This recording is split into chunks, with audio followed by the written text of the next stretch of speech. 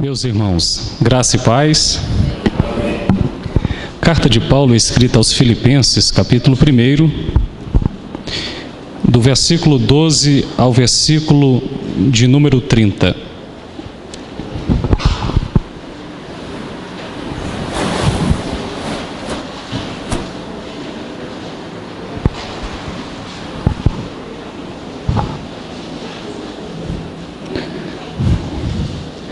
Carta de Paulo escrita aos Filipenses, capítulo 1, do versículo 12 ao versículo 30.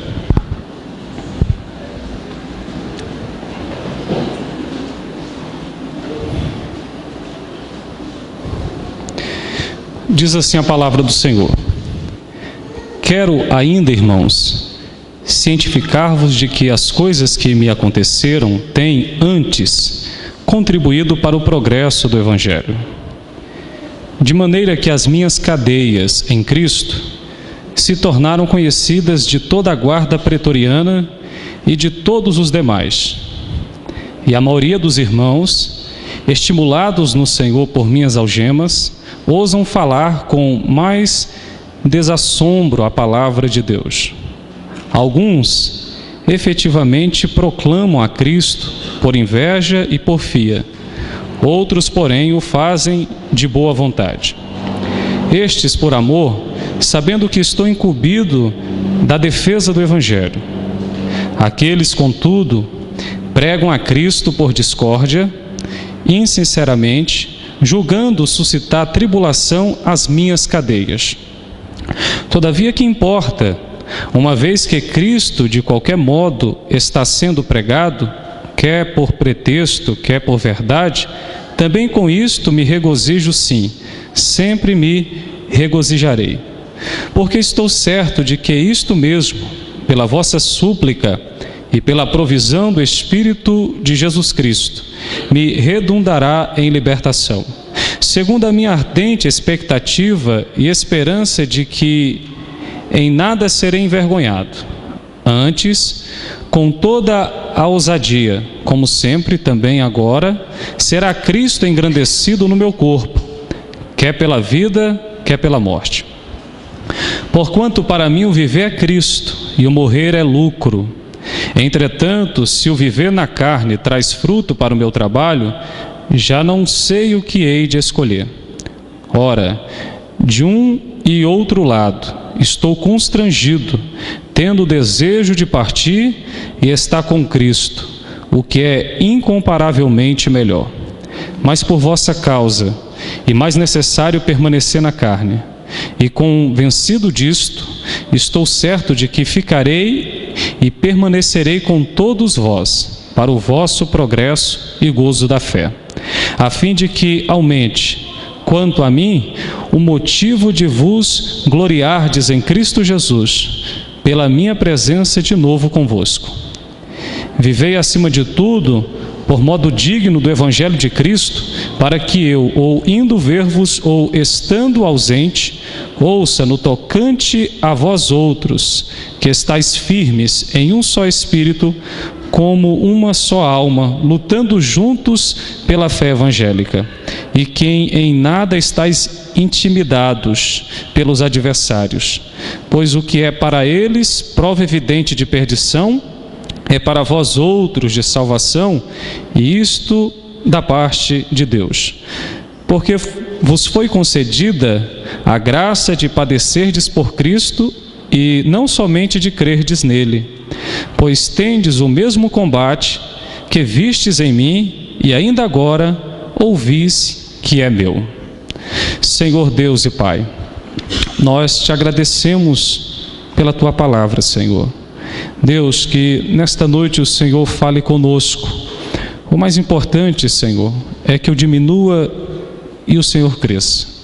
O mais importante é que o teu Espírito Santo, por intermédio da tua palavra, Senhor, fale com a igreja aqui nesta noite.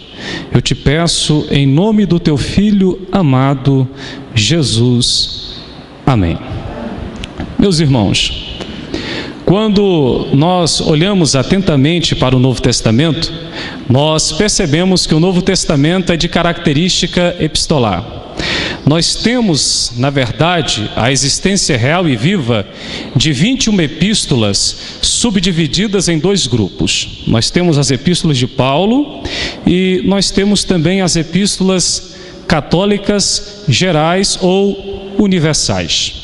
Quando nós olhamos então para as cartas do apóstolo São Paulo, nós precisamos entender que a carta de Paulo escrita aos Filipenses, ela se enquadra em um grupo chamado Cartas das Prisões. Para entendermos a carta de Paulo escrita aos Filipenses, é necessário nesta noite destacarmos e conhecermos o contexto que cerca a carta de Paulo escrita aos Filipenses. É importante entendermos nesta noite que Paulo, durante o seu ministério terreno, ele sofreu, na verdade, dois principais aprisionamentos. O primeiro aprisionamento de Paulo, ele ocorreu no ano 60 depois de Cristo e ele teve uma duração de 2 anos.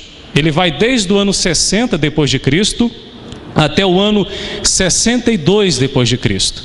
E esse aprisionamento de Paulo tem uma característica domiciliar. Por quê? Porque Paulo não estava preso em uma penitenciária. Pelo contrário, Paulo estava preso numa casa, e ali Paulo, na verdade, ele não estava impedido de produzir, como de fato produziu muita literatura.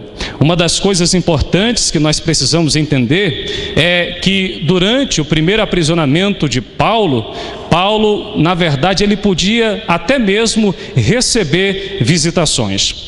O segundo aprisionamento de Paulo, ele vai acontecer no ano 67 depois de Cristo, culminando assim com a sua morte e com o seu martírio. No primeiro aprisionamento de Paulo em Roma, Paulo, na verdade, ele vai produzir 4 cartas que denominamos cartas das prisões, e são elas Efésios, Colossenses, Filemon e Filipenses. Todas estas cartas, elas foram produzidas quando Paulo estava preso em Roma devido ao seu primeiro aprisionamento. Note, meus irmãos, que Filipenses, ela foi uma carta gerada na prisão. Daí surge então uma pergunta: por que devemos pregar então nessa carta? Por que essa carta precisa ser falada na igreja? Qual seria a necessidade então de pregar essa carta nos dias atuais?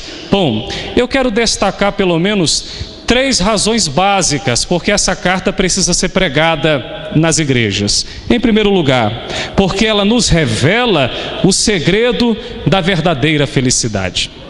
Uma das coisas importantes é que quando você lê a carta de Paulo escrita aos Filipenses, você percebe que uma das coisas que permeia intrinsecamente esta carta é a alegria. Então, a primeira razão que levou Paulo a escrever essa carta é porque ele quer destacar o segredo da verdadeira felicidade. A segunda razão por que essa carta deve ser pregada na igreja é porque ela nos revela um homem que descobriu e experimentou esta felicidade. Quando Paulo fala acerca da felicidade, ele não está falando apenas num conceito teórico, mas Paulo, na verdade, tanto conhecia quanto vivenciava esta alegria. Eu quero que você entenda é que Paulo estava numa situação adversa. Paulo não estava numa situação tão confortável. Paulo estava preso e ele estava na cidade de Roma. Mas quando nós olhamos a carta de Paulo escrita aos Filipenses, a gente percebe a verdadeira alegria desfrutada por Paulo na pessoa bendita de nosso Senhor e Salvador Jesus Cristo. Deus conduzia Paulo, Deus guiava Paulo, Deus ensinava Paulo e Deus confortava o coração do apóstolo São Paulo. Mas existe uma terceira razão, porque Paulo foi levado a escrever essa epístola e porque essa epístola então é tão necessária para pregarmos nesta noite. A terceira razão é porque ela nos revela que Jesus se constitui e é na verdade expressiva e notória a fonte de toda e qualquer felicidade verdadeira. E isso é importante, A verdadeira alegria da igreja está em Jesus Cristo. Jesus Cristo é tanto a origem quanto a fonte da verdadeira alegria. Mas, meus irmãos, Paulo escreve esta carta quando está preso em Roma. E existe pelo menos 3 propósitos básicos que levaram Paulo a escrever essa carta. Em primeiro lugar, Paulo tem o propósito de agradecer a oferta enviada pelos filipenses por intermédio de Epafrodito. Olha o que Paulo diz em Filipenses capítulo 4, versículos 10 e 11, e depois os versículos 15 a 19. Diz assim a palavra do Senhor. Olha a gratidão de Paulo para com os filipenses. Alegrei-me sobremaneira no Senhor, porque agora uma vez mais renovastes a meu favor o vosso cuidado, o qual também já tinhais antes, mas vos faltava a oportunidade. Digo isto não por causa da pobreza, porque aprendi a viver contente em toda e qualquer situação. Do versículo 15 ao versículo 19 agora. E sabeis também vós, ó filipenses, que no início do Evangelho, quando parti da Macedônia, nenhuma igreja se associou comigo no tocante a dar e receber, senão unicamente vós outros, porque até para Tessalônica mandastes não somente uma vez, mas 2, o bastante para as minhas necessidades. Não que eu procure o donativo, mas o que realmente me interessa é o fruto que aumente o vosso crédito. Recebi tudo e tenho abundância. Estou suprido, desde que Epafrodito me passou as mãos, o que me veio de vossa parte como aroma suave e como sacrifício aceitável e aprazível a Deus. E o meu Deus, segundo as suas riquezas em glória, há de suprir em Cristo Jesus cada uma de vossas necessidades. O primeiro objetivo principal de Paulo, então, é agradecer aos filipenses acerca da oferta enviada por intermédio de Epafrodito.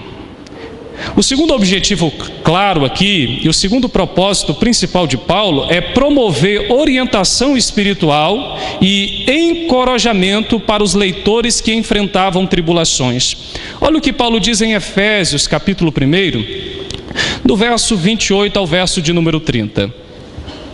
E quem em nada estáis intimidados pelos adversários, pois o que é para eles prova evidente de perdição, é para vós outros de salvação, isto da parte de Deus, porque vos foi concedida a graça de padecerdes por Cristo e não somente de crerdes nele, pois tendes o mesmo combate que vistes em mim, e ainda agora ouvis que é o meu.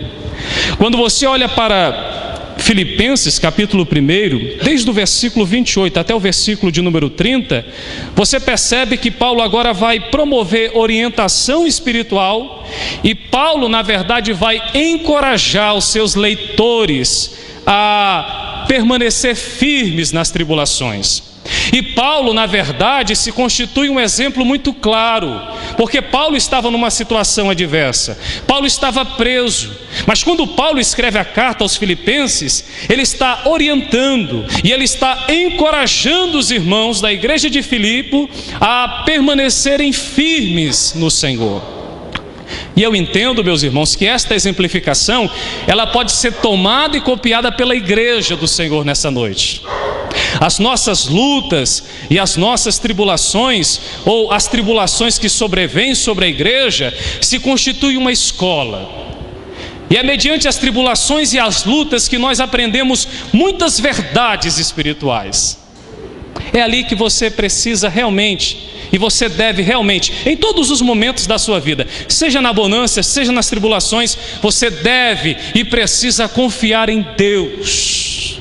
E é por isso que Paulo está então orientando os irmãos de Filipos, os irmãos que aqui estão. Paulo está orientando a igreja que estava nessa localidade a permanecer. E ele encoraja a eles enfrentarem as tribulações. Mas existe um terceiro objetivo pelo qual Paulo escreve essa carta. E um dos objetivos principais, o terceiro, é que Paulo então vai convocar os irmãos a lutar pela unidade da igreja. Olha o que Paulo diz em Filipenses capítulo 2, a partir do versículo 1 até o versículo 4.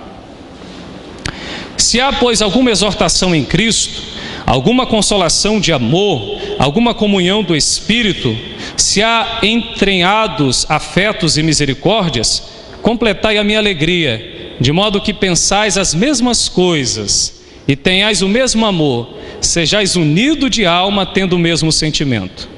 Nada façais por partidarismo ou vanglória, mas por humildade, considerando cada um os outros superiores a si mesmos.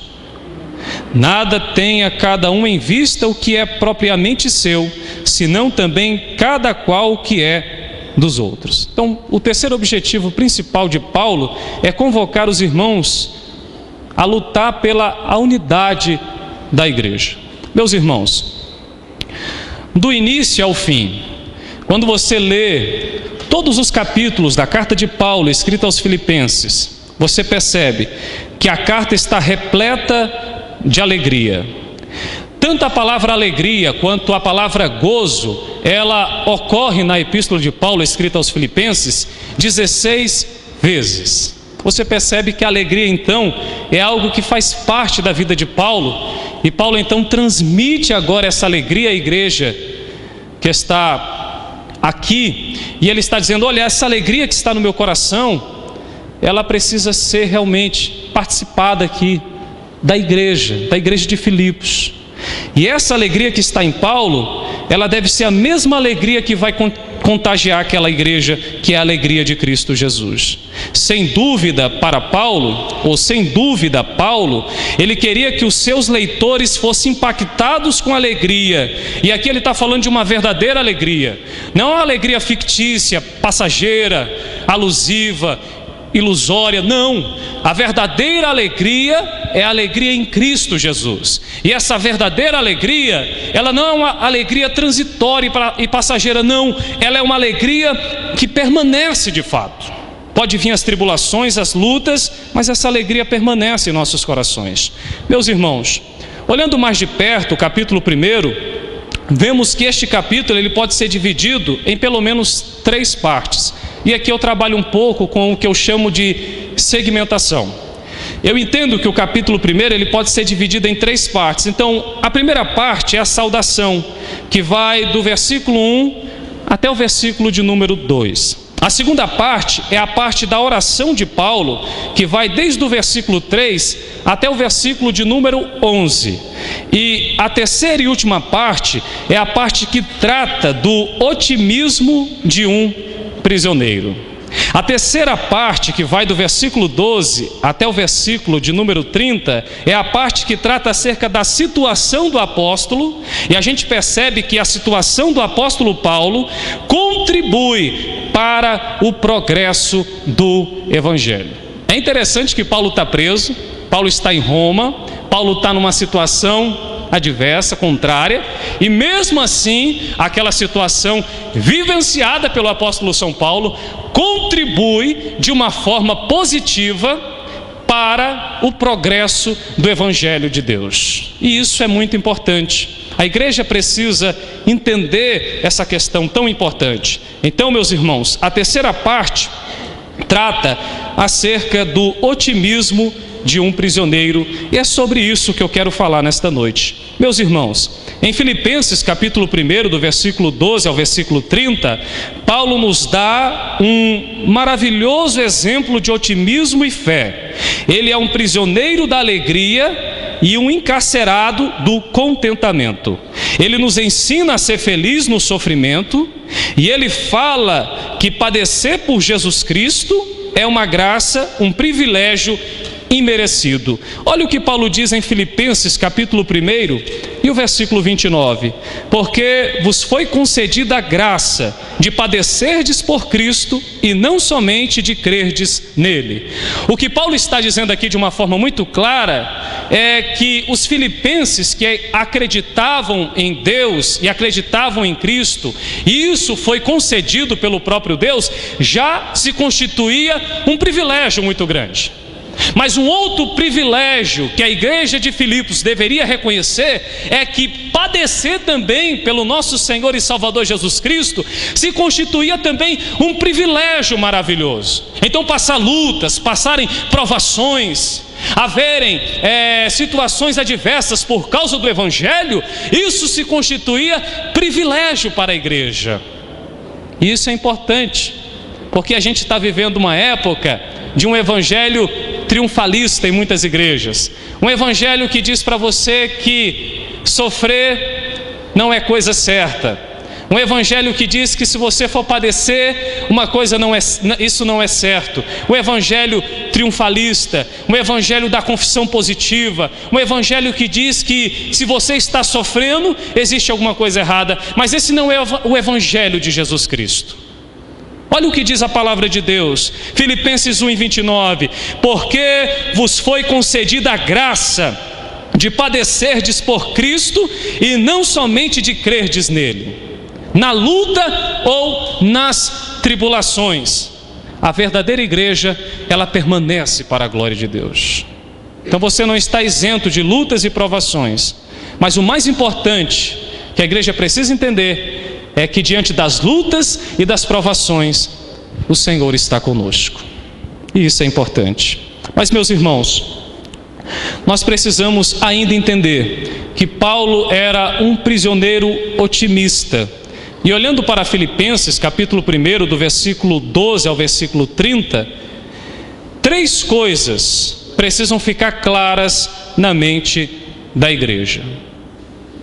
Em primeiro lugar, a prisão contribuía para o progresso do Evangelho. É a primeira coisa que precisa ficar clara na mente da igreja. É que o aprisionamento de Paulo estando preso em Roma, a prisão de Paulo contribuía para o progresso do Evangelho. Olha o que diz Filipenses capítulo 1, do versículo 12 ao versículo de número 18. Quero ainda, irmãos, cientificar-vos de que as coisas que me aconteceram têm antes contribuído para o progresso do Evangelho, de maneira que as minhas cadeias em Cristo se tornaram conhecidas de toda a guarda pretoriana e de todos os demais, e a maioria dos irmãos, estimulados no Senhor por minhas algemas, ousam falar com mais desassombro a palavra de Deus. Alguns efetivamente proclamam a Cristo por inveja e porfia, outros, porém, o fazem de boa vontade. Estes por amor, sabendo que eu estou incumbido da defesa do Evangelho. Aqueles, contudo, pregam a Cristo por discórdia, insinceramente, julgando suscitar tribulações às minhas cadeias. Todavia, que importa? Uma vez que Cristo, de qualquer modo, está sendo pregado, quer por pretexto, quer por verdade, também com isto me regozijo. Sim, sempre me regozijarei. Então, a primeira questão que precisa ficar clara é que a prisão de Paulo contribuía para o progresso do Evangelho. Paulo estava preso, e isto poderia significar o fim do seu trabalho missionário. Mas, pelo contrário, afirma que tudo aquilo que acontecia com ele contribuía para o progresso do Evangelho. Paulo, na verdade, meus irmãos, era um prisioneiro otimista. E ele aponta 2 contribuições. A primeira, todos os soldados que trabalhavam na vigilância foram evangelizados pelo apóstolo. Olha o que diz o versículo de número 13. De maneira que as minhas cadeias em Cristo se tornaram conhecidas de toda a guarda pretoriana e de todos os demais. Paulo estava preso na cidade de Roma, Paulo estava detido, mas mesmo assim a palavra de Deus não estava. Ainda que Paulo estivesse detido em Roma, a palavra de Deus estava livre para alcançar o coração daqueles soldados romanos. E é interessante, Maurício, que Paulo aqui, ele vai evangelizar. E Paulo não perde tempo. Paulo é corajoso. Paulo é otimista. Paulo é um homem de Deus, que está sendo conduzido pelo Espírito Santo. E aí Paulo prega a palavra de Deus. E ele leva o evangelho àquela guarda pretoriana. Ele leva o evangelho àqueles guardas. Então a gente percebe que essa foi a primeira contribuição. A segunda é que a maioria dos irmãos de Roma foi estimulado a também pregar o evangelho. Olha o que diz o versículo 14: e a maioria dos irmãos, estimulados no Senhor por minhas algemas, ousam falar com mais desassombro a palavra de Deus. Se muitos pensavam que aprisionar Paulo causaria um efeito negativo, rapaz, se surpreenderam, porque por intermédio do aprisionamento de Paulo, a igreja avança, não por causa de Paulo, mas por causa da graça de Deus, por causa da graça de Cristo e por causa da graça do Espírito. O evangelho avança. Os irmãos estão olhando para Paulo, estão vendo Paulo aprisionado. Daí, irmãos, as motivações são elencadas e o povo começa cada vez mais a pregar o evangelho. Meus irmãos, a segunda coisa que precisa ficar clara na mente da igreja é que a prisão de Paulo servia para que Cristo fosse engrandecido. Em primeiro lugar, a prisão contribuía para o progresso do evangelho. Mas em segundo lugar, a prisão servia para que Cristo fosse engrandecido. Parece que a gente vai na contramão, né? Como é que Deus vai ser engrandecido? Um homem estando preso. Como é que Deus vai ser engrandecido? Um homem estando numa situação que estava. Mas olha o que diz Filipenses capítulo 1, do versículo 18 ao versículo 26. Todavia que importa, uma vez que Cristo de qualquer modo está sendo pregado, quer por pretexto, quer por verdade, também com isto me regozijo, sim, sempre me regozijarei, porque estou certo de que isto mesmo, pela vossa súplica e pela provisão do Espírito de Jesus Cristo, me redundará em libertação. Segundo a minha ardente expectativa e esperança de que em nada serei envergonhado, antes com toda ousadia, como sempre, também agora será Cristo engrandecido no meu corpo, quer pela vida, quer pela morte. Porquanto para mim o viver é Cristo e o morrer é lucro. Entretanto, se o viver na carne traz fruto para o meu trabalho, já não sei o que hei de escolher. Ora, de um e outro lado estou constrangido, tendo o desejo de partir e estar com Cristo, o que é incomparavelmente melhor. Mas por vossa causa é mais necessário permanecer na carne, e convencido disto, estou certo de que ficarei e permanecerei com todos vós para o vosso progresso e gozo da fé, a fim de que aumente, quanto a mim, o motivo de vos gloriardes em Cristo Jesus, pela minha presença de novo convosco. Então a prisão de Paulo servia para que Cristo fosse engrandecido. E aqui eu queria destacar algumas coisas importantes. A primeira, Paulo não tinha medo de morrer. Paulo não estava com medo da morte. Paulo não tinha medo de enfrentar a morte. E você percebe isso. A segunda questão é que na prisão a sua vida estava por um fio.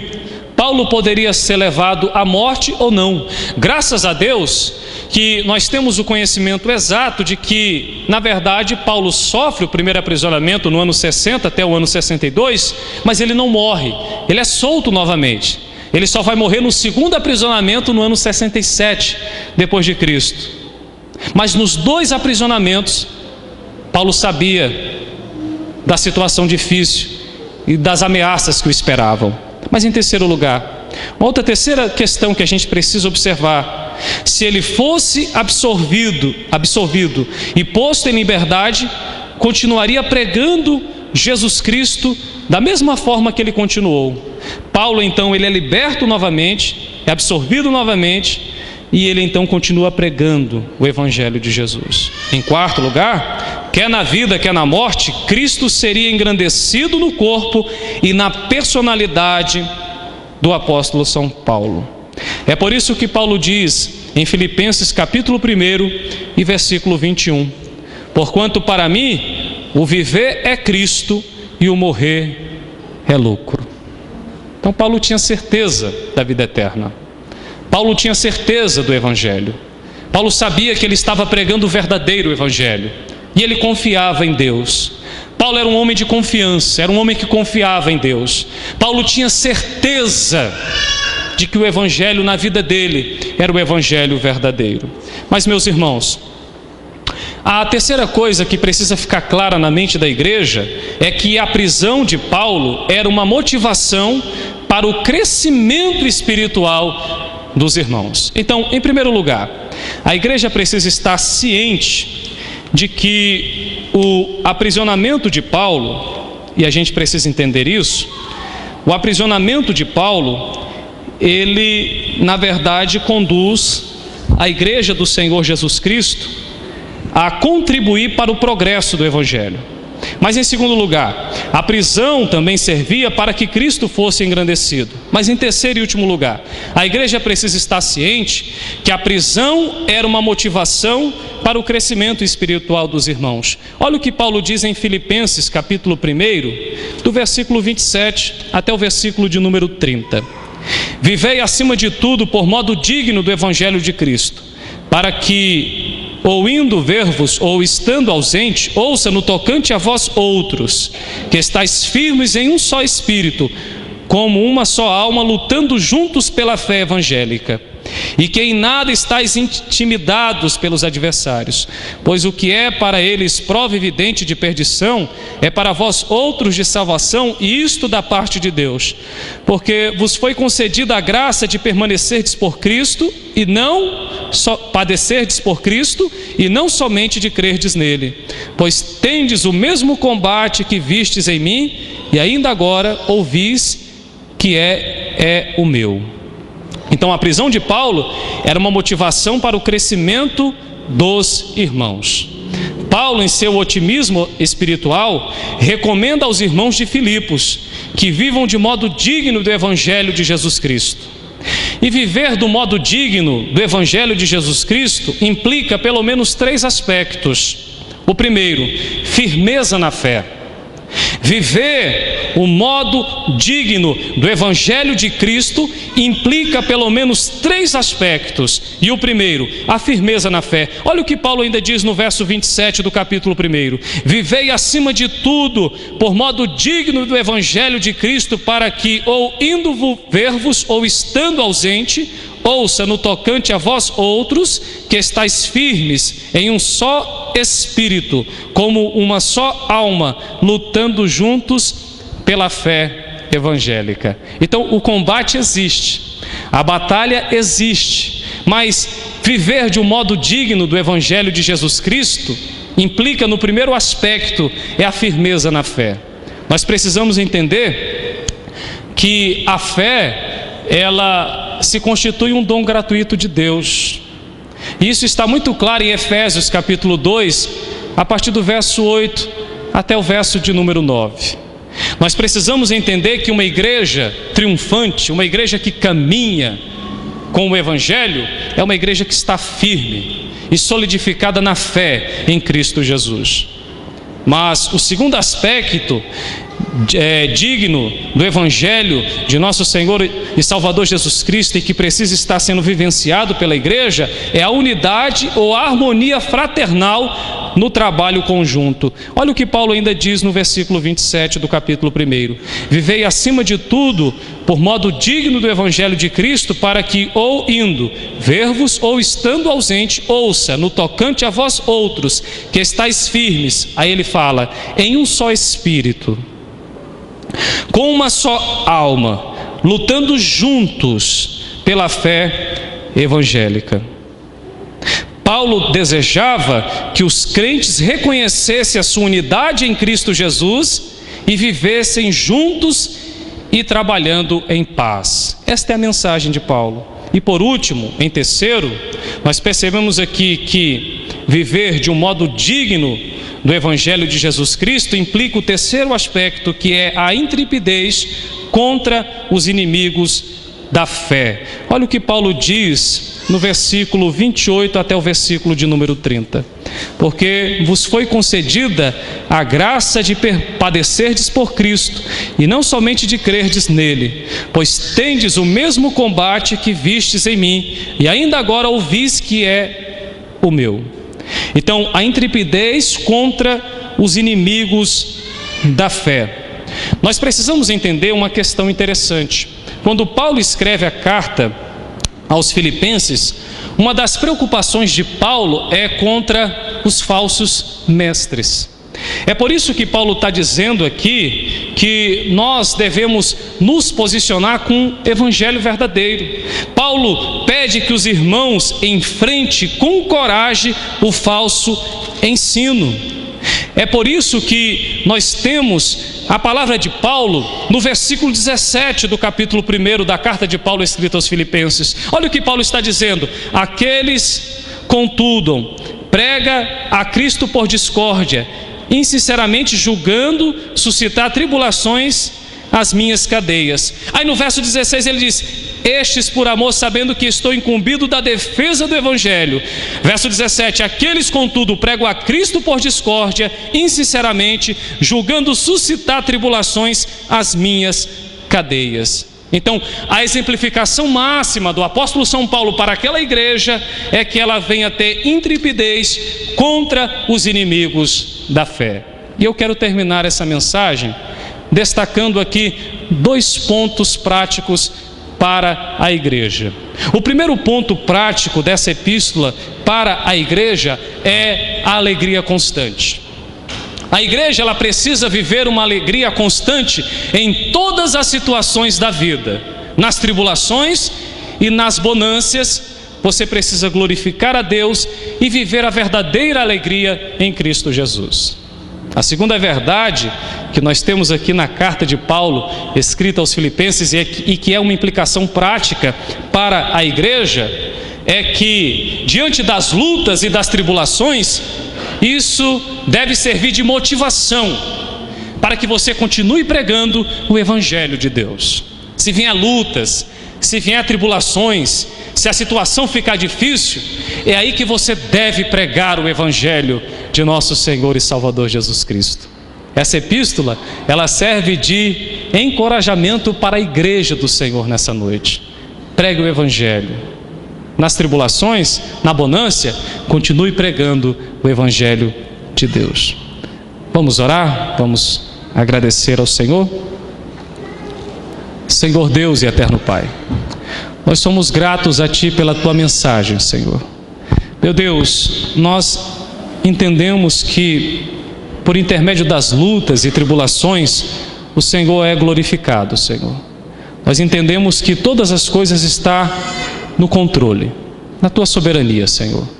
Pai, toma a Tua igreja nas Tuas mãos nessa noite e manifesta em nossos corações a verdadeira alegria, não aquela alegria passageira, fictícia, ilusória, mas uma verdadeira alegria que nós já temos em Cristo Jesus. Pai, que essa alegria venha fluir, venha superabundar em nossos corações e em nossa vida.